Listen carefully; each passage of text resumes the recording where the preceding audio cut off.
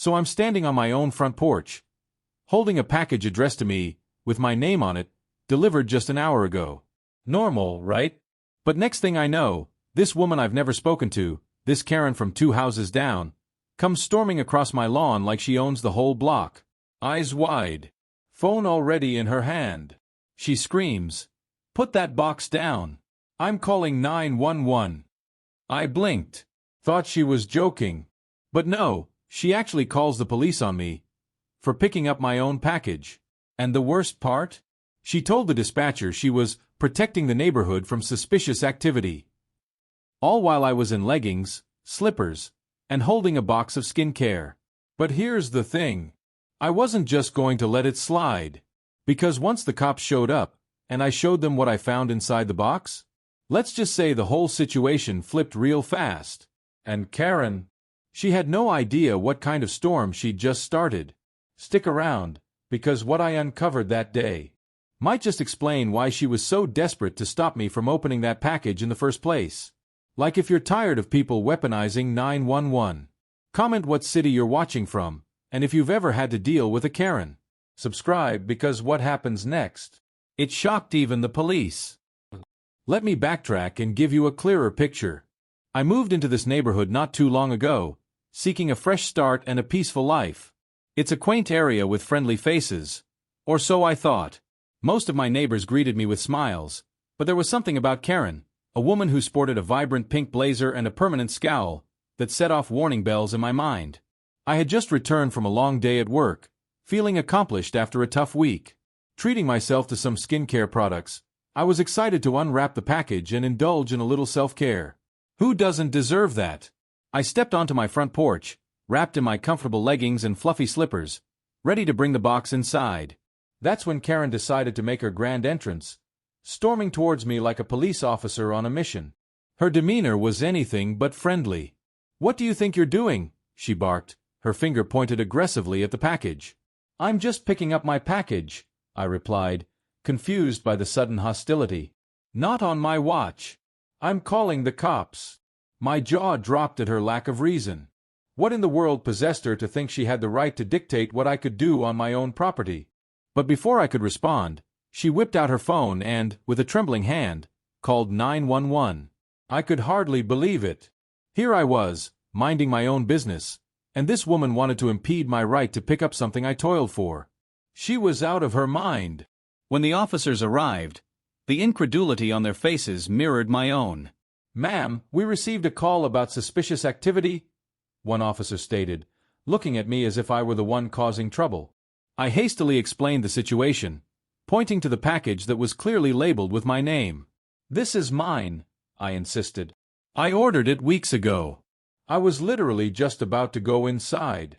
However, before they could gauge the absurdity of it all, Karen interjected with an overly dramatic tale of neighborhood safety and vigilance. "I saw her take that from someone else's porch," she wailed. "I thought it was stolen." That was the moment I knew I couldn't let it slide. I stood tall, pointing at the box again. "You want to check? Open it. You won't find anything suspicious. It's skincare products, not a stash of weapons." The officers exchanged glances, clearly sensing how unreasonable the whole situation was. "Ma'am, can we see what's inside?" one asked me, shifting gears toward clarity. Nervously, I agreed, anxiety coursing through me. I quickly unsealed the box, revealing neatly packed containers of creams, serums, and lotions, all purchased legally and honestly.